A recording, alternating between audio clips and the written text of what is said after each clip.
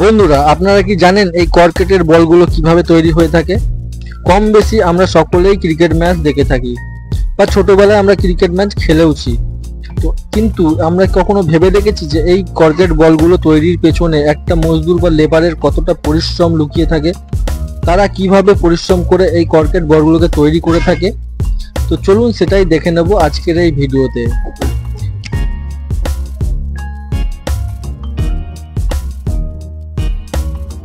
ভিডিওটা স্ক্রিপ্ট না করে সম্পূর্ণ দেখার অনুরোধ রইল। তো ভিডিওটা শুরু করে নিচ্ছি। এইভাবে মজদুররা এই কর্কেট বা লেদারটাকে এইভাবে ঘষে, হাতে ঘষে, তারপরে যন্ত্রের মাধ্যমে এইভাবে হাতে ঘষে এরা লেদারটাকে মসৃণ করে। এইভাবে সর্বশেষে দেখতে পাচ্ছেন ন্যাকড়া দিয়ে ঘষছে, ন্যাকড়া দিয়ে ঘষে ভালো করে মসৃণ করে নিতে হয় লেদারটাকে। তারপরে এটাকে পেন বা পেন্সিল দিয়ে ছাঁচ বসিয়ে দাগ কাটতে হয়। দাগিয়ে নিলে এরা ভালো করে বাটালির মাধ্যমে এই লেদারটাকে কাটিং করে নেয়।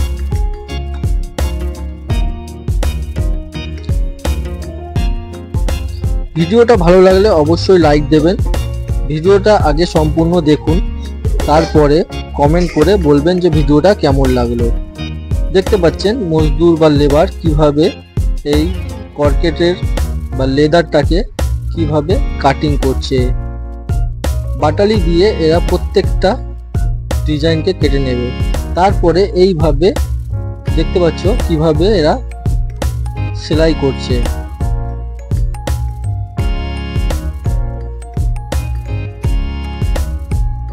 তারপরে ছাঁচের লেদার সেলাই হয়ে গেলে ওর ভিতরে প্লাস্টিকের একটা ছাঁচ বসিয়ে, রাবার, সম্ভবত এটা মোটা রাবার বসিয়ে এইভাবে মেশিনের মাধ্যমে চেপে সাইজ করে কাটিং করে নেয়। দুটো এইভাবে কাটিং হয়ে গেলে মাঝখানে কর্কেটের বল এইভাবে ঢুকিয়ে, বা প্লাস্টিক বল এইভাবে, হার্ড প্লাস্টিক বল এইভাবে ঢুকিয়ে এরা এটাকে ভালো করে হাতে করে আঙুলে করে মেপে নেয়। তারপরে ছাঁচের মাধ্যমে ডাইসের মধ্যে এটাকে আটকে দেয়। ডাইয়ের মধ্যে আটকে দেওয়া হয়ে গেলে এটাকে দেখুন এইভাবে করে ভালো করে চেপে চেপে এরা আটকে দেয়, যাতে করে এক্সট্রা যে লেদারটা থাকে দুটো জয়েন্টের মাঝখানে যে লেদারটা, সেটা যাতে করে চিপে বেরিয়ে আসে, যাতে করে এরা সেলাই করতে পারে। কর্কেট সুতো দিয়ে এরা যাতে সেলাই করতে পারে। কর্কেট সুতো দিয়ে সেলাইয়ের মাধ্যম করা হয় বলেই এই বলটাকে কর্কেট বলা হয়ে থাকে। কর্কেট সুতো দিয়ে এইভাবে দেখুন সুন্দর করে ডিজাইন করে এরা সেলাই করে দেয় বলটাকে, যাতে করে বলটা খুব সুন্দর লাগে দেখতে। দেখতে পাচ্ছেন বন্ধুরা যে কিভাবে এরা কর্কেটের সুতো দিয়ে সেলাই করছে। তো একটা বল তৈরি করতে অনেক সময় লেগে যায় এদের। যেহেতু এখানে লেবারের সংখ্যা অনেক থাকে, সেহেতু অনেক কম সময়ের মধ্যে অনেক বল তৈরি হয়ে যায়। কিন্তু একটা বলের পিছনে একটা লেবারের অনেকটা পরিশ্রম লুকিয়ে থাকে।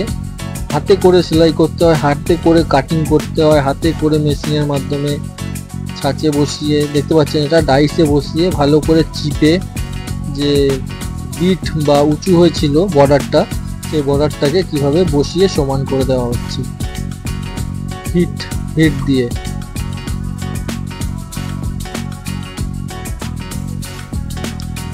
তারপরে রিংয়ে বসিয়ে এটাকে আবার ভালো করে চাপা হচ্ছে, দেখুন গোল করা হচ্ছে, যাতে করে বলটা কোনো অংশে কোনো দিকে যাতে অসমান না থাকে, গোল হয়।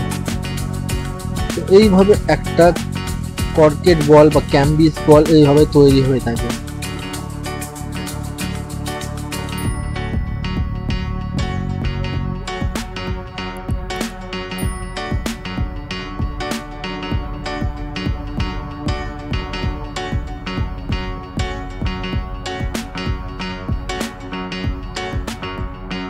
এই পদ্ধতিতে বল তৈরির একটাই কারণ, বলটা যাতে ভালো করে স্পিন করা যায়, বল করার সময় যাতে ভালো করে স্পিন করা যায় বলটা, সেই জন্যই বলগুলো এইভাবে তৈরি হয়ে থাকে। বলগুলো কিন্তু মেশিনের মাধ্যমে তৈরি করা যেতে পারে, এক ছাঁচের মধ্যে একভাবে গোল বল তৈরি করা যেতে পারে, কিন্তু না, হাতে করে তৈরি করার কারণটাই হচ্ছে বলের যাতে একটা বিট, একটা শেপ আসে।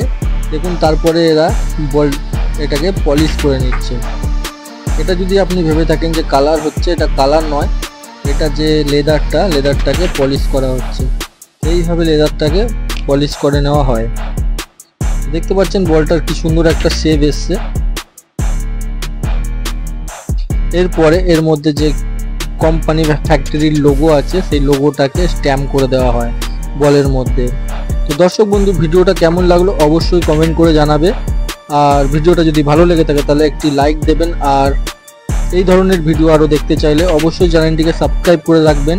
আর আমার ছাড়া ভিডিও সর্বপ্রথম দেখার জন্য পাশে থাকা বেল আইকনটিকে অবশ্যই প্রেস করে রাখবেন। তাহলে আমি যখন যে কোনো সময় ভিডিও আপলোড করব তো আপনাদের কাছে নোটিফিকেশন চলে যাবে, আর আপনারা সর্বপ্রথম আমার ছাড়া ভিডিওগুলো দেখতে পারবেন।